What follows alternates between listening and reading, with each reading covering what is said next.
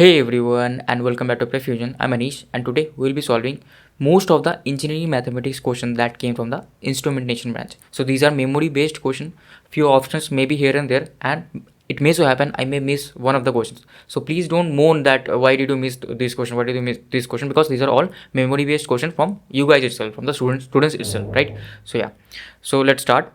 So this is the first question where they have given a CDF function like PDF function, probability distribution function of a variable x, and it is denoted like this, that it is equals to e raised to power minus x when x is greater than 0, and it is equals to otherwise 0, like it is equals to 0 otherwise. Okay, and they have asked us to find the probability when my x is greater than or equal to 2. So a very simple question. You have been given the probability distribution function, you just have to find the probability. How to find this? So simply what do you do? P of x greater than equals to 2 should be equals to simply integration of this f of x dx from x equals to 2 to infinity. Okay, as it is tending to infinity, because for x greater than equals to 0 it is always this, and for x less than 0 it is 0. So we won't consider that case. So obviously greater than 2, what will it will be? It will be equals to like minus e raised to power minus x, like integration of e raised to power minus x minus e raised to power minus x 2 to infinity. So this is 0 minus of minus e raised to power minus 2, which is equals to e raised to power minus 2 itself. Now e raised to power minus 2 is almost like how much?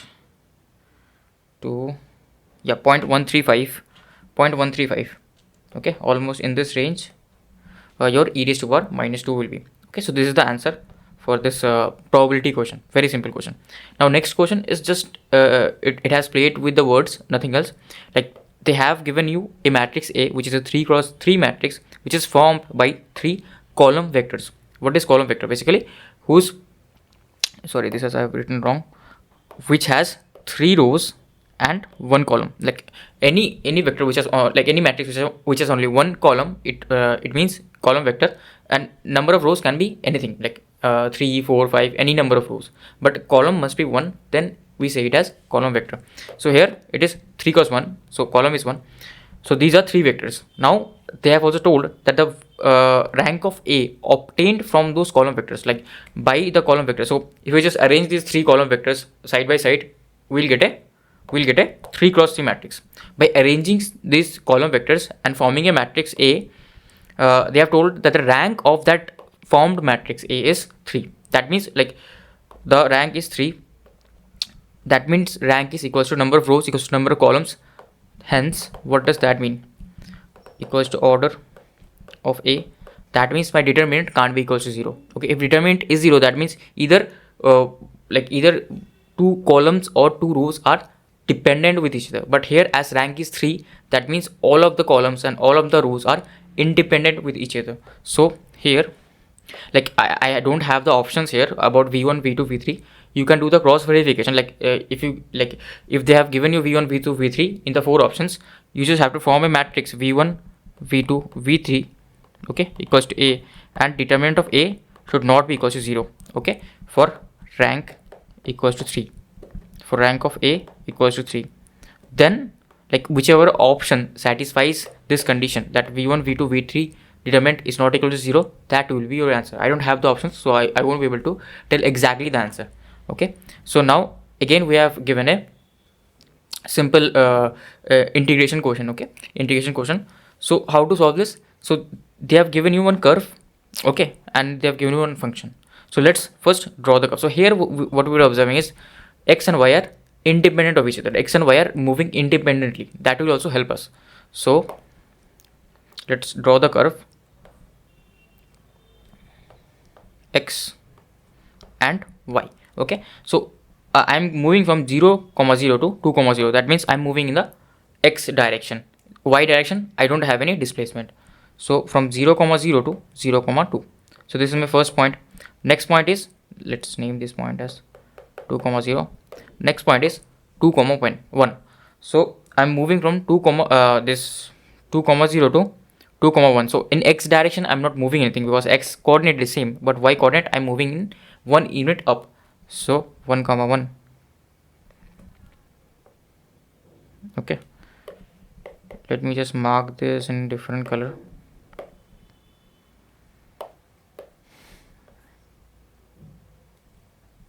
And then again I'm moving from this 2 comma 1 to 0 comma 1. Again my x coordinate is changing, but my y coordinate is same.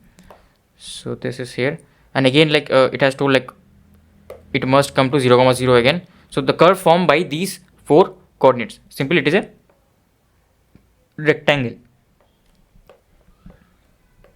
Simply it is a rectangle.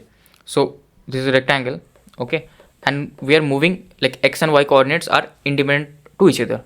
The direction like the direction in which we are moving, they are both of them are independent. So we are getting a closed curve. We are getting a closed curve. So this is the curve, this is closed. So as C is closed, that means what should come into your mind? Whenever you get a closed curve, you will use the Green's theorem. Whenever you get a closed surface, you will use the Gauss divergence theorem. So what is Green's theorem? Like Green's theorem is, let me write it.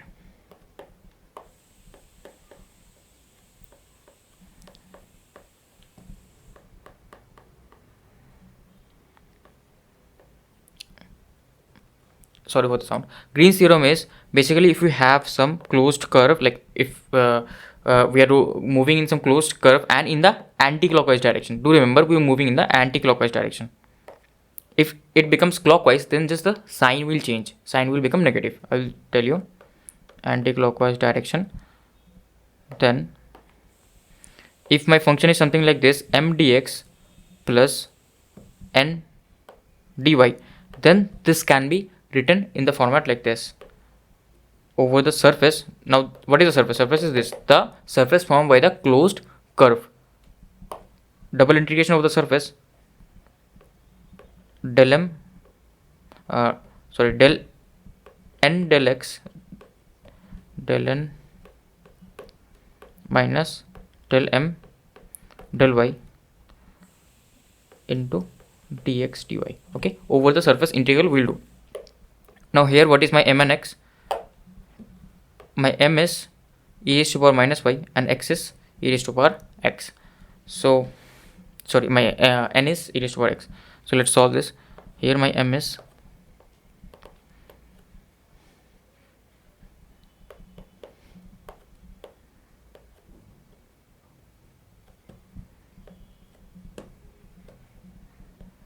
e raised to power y and my n is e raised to power x. Okay, my n is e raised to power x. So this is my m and n. Now what we'll do, which is just differentiate these two. Del m with respect to y, m with respect to y is minus e raised to power y again, like it's same only, and del n del x equals to e raised to power x itself, x itself, right? So just wait a second, let me check if everything is recording. Yeah, everything is recording fine. Okay, so del n del x is equals to e raised to power x. Now just put this in this equation. What do you get? This is del n del x, which is e raised to power x, minus this becomes plus e raised to power y and dx dy. So we can move independently. We can solve this integration like independently, first with respect to x, then with respect to y, because as I said earlier that x and y are varying independent to each other. They are not dependent with each other. So I can vary my x first. So my x is varying from what? My x is actually varying from 0 to 2 only. Okay, x is varying from 0 to 2 only. So 0 to 2, and my y is varying from 0 to 1 itself. Then y isn't changing. Y is varying from 0 to 1. Okay, so what will my answer? So this will be 0 to 1. Now let's integrate this first. So here when I'm integrating with respect to x, obviously I will assume that my y is constant. E raised to power y is a constant value. Okay, so as my y isn't varying, my x is varying in this case only. So e raised to power x, this becomes y is constant, but I have a 1 in front of it, 1 times y. So like if you integrate a constant, you get some x term with it. Like if one integration of 1 will be, integration of dx will be x itself. That's why this will be x e raised to power y 0 to 2. My x is varying as 0 to 2. Y will remain constant, and this is y. Now just put 0 and 2 over here. This will be 0 and 1. This is e square plus 2 e raised to power y minus, if you put x equals 0 over here, this one vanishes and this is only remaining. So this is e raised to power 0 is 1. So this will be minus 1. Okay. And now we need to integrate with respect to y. Now this will be 2 e raised to power y, just, and this is y plus e square minus y, 0 to 2. Okay, so this will be, sorry, this is not 0, this is 0 to 1.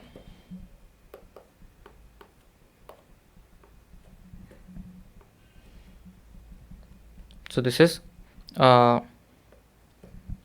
e square plus 2 e raised to power y minus 1, minus 1, and if I put 0, this one vanishes, only this is here plus 2, sorry, minus 2, because 0 is at that end, so this minus 2.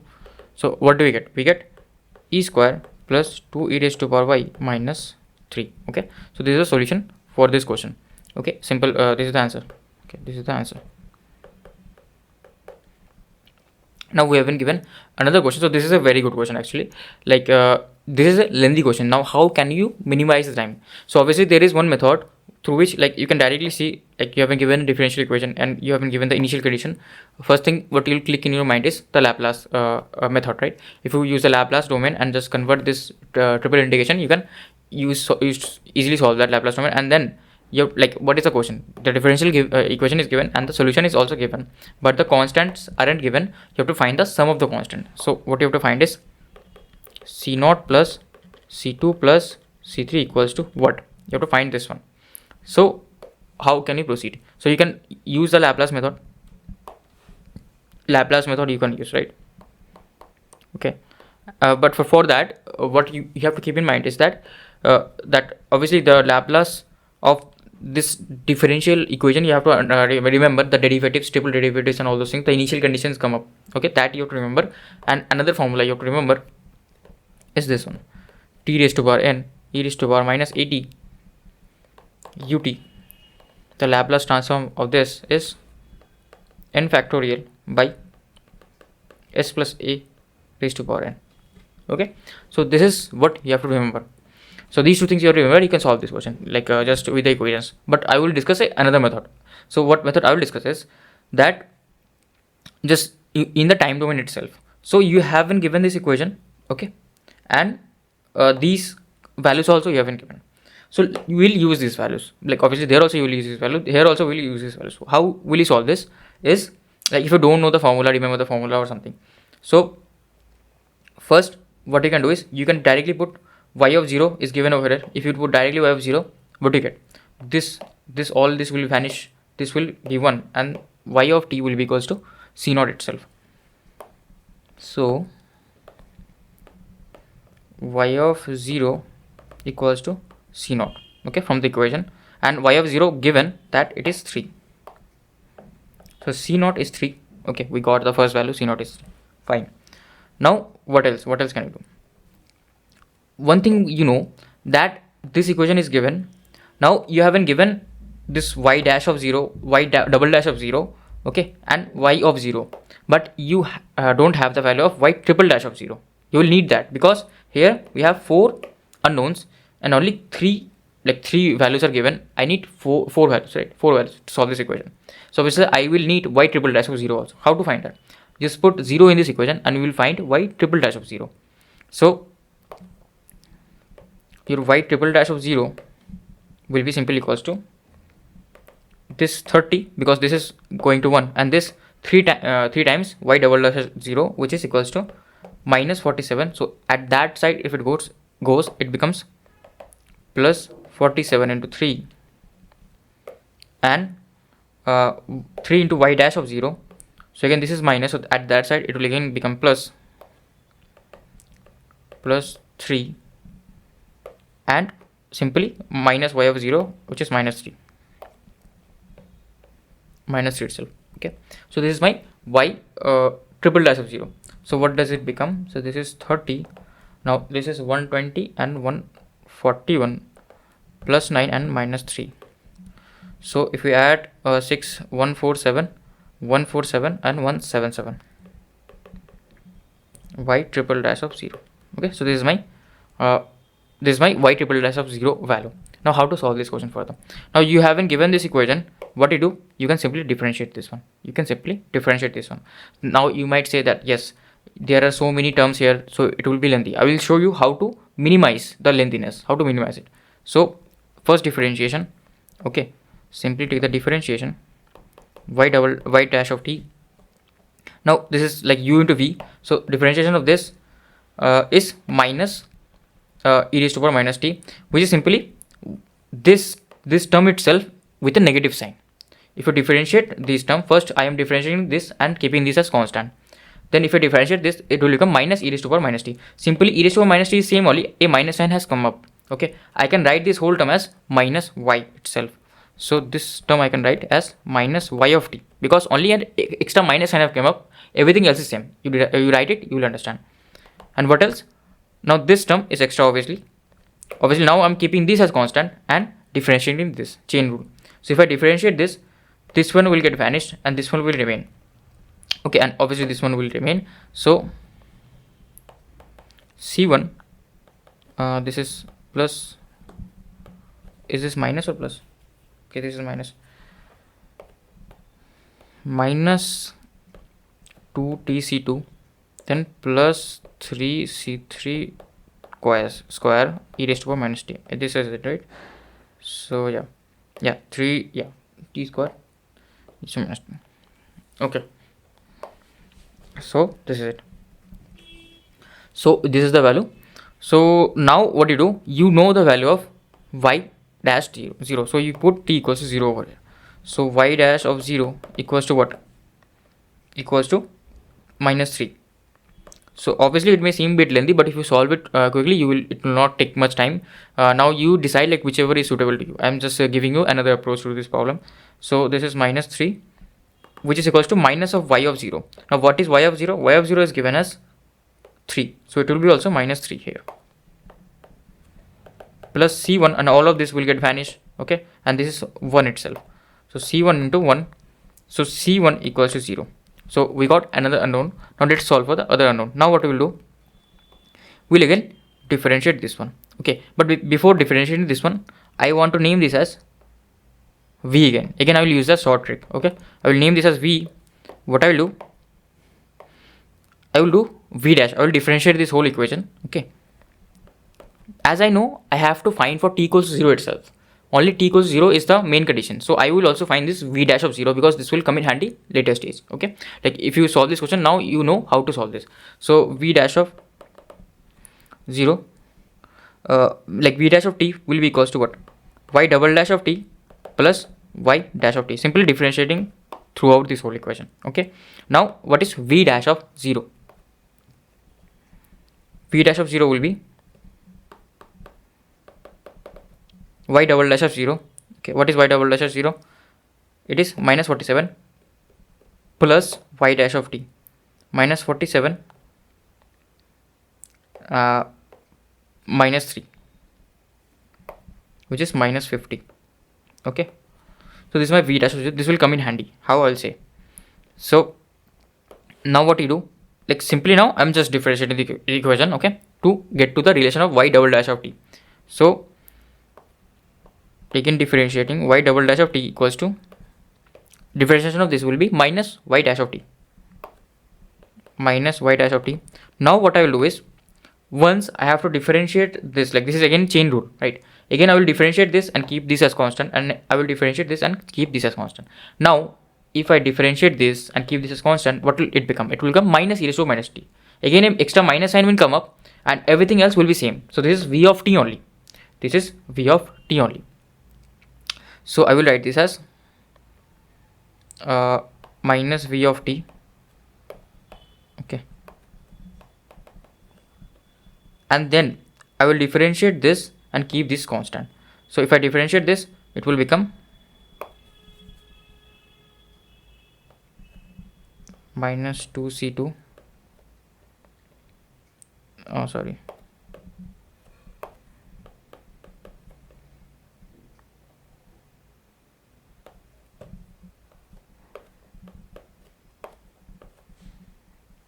minus 2c2 plus 6c3t into e raised to power minus t. Okay, now you put 0 over here. Okay, like what is v of 0? V of 0 is simply c1 itself, right? So if you put v of 0, you'll get like this is 1 and it is c1 itself. So v of 0 is c1 itself. So v of 0 is c1, which is equals to 3. c1 we have found out. Okay, yeah, sorry, c1 is 0. Okay, so this will be 0. Now if you put like this 0 over here, y double dash of t is equals to what? Y double dash of t equals to minus 47. Y double dash of t is equals to minus 47, and y dash of t equals to what? Y dash of t equals to minus 3. Y dash of 0, I mean y dash of 0. So minus of 3 minus 0 plus this becomes minus 2c2, and this is 0 and this is 1. So my c2 becomes simply minus 25. Okay, so I got the value of c2. Now what I will do, I will again differentiate this equation. I will again differentiate the equation as I am going to the last stage now. Okay, I just need c3 value. Now again, if I differentiate this, triple differentiate, okay, now I will get y triple dash of 0, y double dash of 0 minus v dash of t. Now what is the differentiation of this? The differentiation of this is simply first is this one, so you can get minus e raised to power minus t minus 2c2 plus 6 3t t, and then plus, keeping this as constant, this will be 6c3 into e raised to power minus t. Now like we could have done one more thing, we could have assumed this as u and then did the same thing as we applied here. Okay, this also you can do. Okay, but like you can like solve like this also. Now what is happening over here? Now you put t equals to 0. If you put t equals to 0, y triple dash of t, y triple dash of 0 is 177. 177 equals to, this was lengthy, I do agree, this was lengthy definitely, but this you solve in the last round. Okay, so 177 minus y double dash of t. Y double dash of t, what is y double dash of t? It is minus 47. So minus of minus 47, then minus v dash of t, which is equals to minus 50. So minus of minus 50. Okay, and what else? Now this, if you put 0 over here, this is minus 1 and this is minus 2 into c2. c2 is minus 25, so this is minus 1 into minus 25. So this is minus 1 into minus 25 into 2 itself. 2c2 was there, right? And this is obviously equals to 0. This is equals to 0. And what is this? This is 6c3. 6c3. Okay. Now what you do? You subtract 47 with this. This becomes 130. Then you subtract 50 plus 50, 100. So this becomes 30 equals to 6c3. So c3 will be equals to 5. Okay, c3 will be equals to 5 itself. So my value of c3 is 5. Okay, so we got all the values. Simply what is the summation? c0 plus c1 plus c2 plus c3 will be c0 was 3, c1 is 0, 3 minus 25, and this 5. Okay, am I doing something wrong here? Okay, I made one mistake. I make one silly mistake. This is actually 47 by 50 by minus 50 by minus 2. This is plus 25. Okay, what else am I made? What else did I make mistake? Yeah, so sorry, like this was already minus 2 over here. Okay, this was already minus 2 over here. I was missing this minus 2. So now like you get c3 value as same. Now the what is this? This is C0 was 3 plus 0 plus 25, 3 plus 0 plus 25 plus 5. So this is 33 will be your answer. Okay, for this one I do agree this is lengthy and you should solve this in the last round.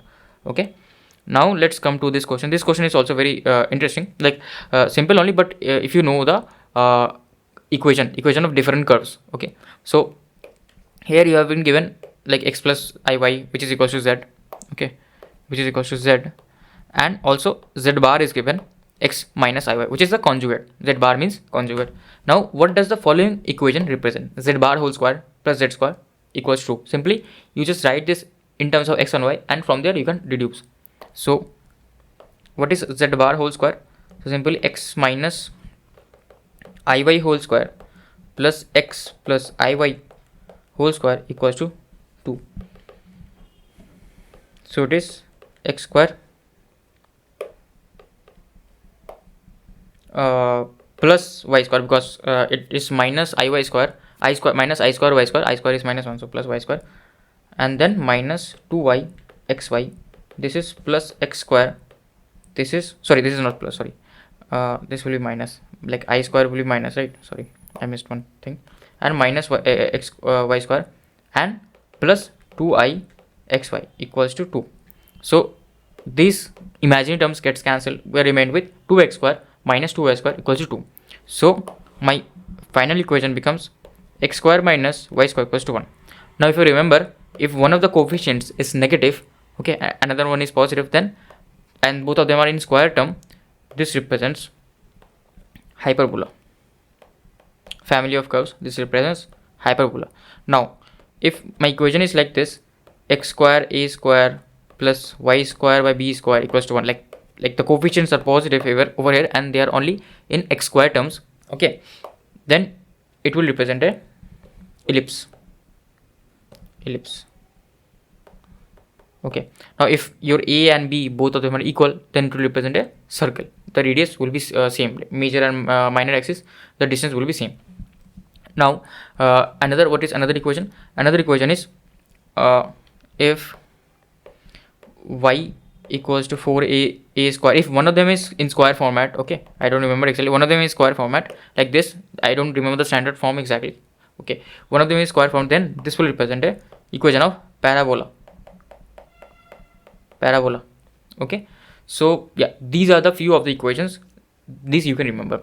So what is the standard form of this? X square by a square minus y square by b square equals to 1. This is standard form. Okay, so one of the coefficient is negative, another one is positive. So this is the equation of hyperbola. So answer will be hyperbola over here. So answer will be this. Okay, answer. So this is one question, and a very simple question came up, that eigenvalues of a matrix P is 1 by 4 minus 2 1. Then what will be the determinant of P inverse? Okay, so what is P inverse equals to? What is determinant of P inverse equals to? Determinant of P inverse equals to determinant of P, like 1 by determinant of P. So if it is 1 by determinant of P, and what is it? It is simply the product of the eigenvalues. The property of determinant tells us the determinant will be equals to the product of its eigenvalues. So here 1 by 4 minus 2 into 1. So simply it will be equals to minus 2 and minus 2 itself. So it will be equals to minus 2. Okay, so another very good question came up here. This question, like they have given, it is given that you this is memory based, so it may so happen there may be some error, but whatever I've got, I'm trying to solve it. U of x y, like both functions, two complex variables are given, u of x comma y plus I v x comma y and u of x comma y minus I v x comma y. Just hold on a second, I've got a call. Yeah, so some call came up, that's why I had to cut it. So as I was explaining, like I have two complex variable here. This is minus I v x comma y. Both of them are same only. This is minus and this is plus. Okay. Now they have told us that both of them, like f1, let's name this as f1 and let's name this as f2.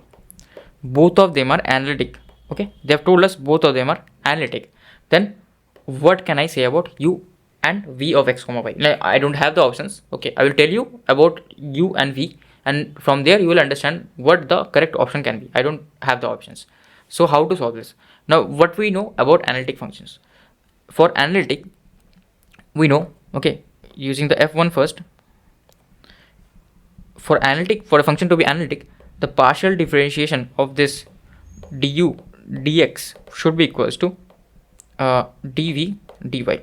Okay, this condition should satisfy. This is the Cauchy-Riemann equations. Okay, and what is another thing? The partial differentiation of u with respect to y should be equals to minus dv dx. Okay, these two equations should satisfy. Okay, this is fine. Now let's get to the second equation. Here we have a negative sign over here, so just be careful. Okay, so again same CR equations, right? We will apply same CR equations only, but with just a difference. Here du dx will be equals to dv dy, but this time my v is minus v. Just remember, this time my v is minus v. Okay, so it will be equals to du dx will be equals to minus dv dy. Okay, and what about the second equation?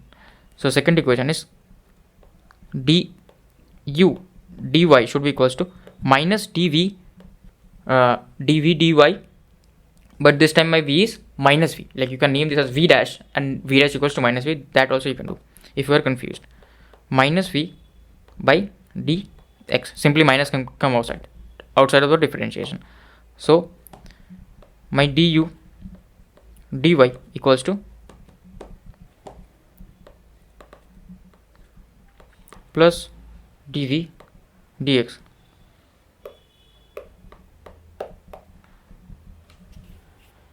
Okay, so this is my dv dx. Now what is this case? Now, like, let's equate all these things. So du dx equals to dv dy. So if I equate du dx over here if I equate du dx, it will equals to dv dy. So my dv dy will be equals to minus dv dx, dy itself, minus dv dy. So only 0 can satisfy this. Else, if you don't understand this, you can do one more thing. You take dv dy on the left hand side. So this will be 2 dv dy equals to 0, and you divide by 2, and dv dy equals to 0. From there you get. Okay, so like, if you do this similarly for other things also, you will get that your du dx equals to du dy equals to dv dx equals to du dy equal dv equals to 0. So all of them are 0. What does this represent? Like, the differentiation with respect to x is 0. That means it's a constant. Only differentiation of a constant will be 0. Hence here it is not a function of x. This means it is not a function of y. Like, u is not a function of x, u is not a function of y, v is not a function of x, v is not a function of y. So u and v are constants. Whichever options had u and v as constants, that will be correct option. Okay, so I don't have the options, so these are the options basically. So these were a few questions about the mathematics. Okay, so thank you for watching. If you like this video, then do hit the like button and share it with your friends, so that they can also prepare for the EE and electronics examination.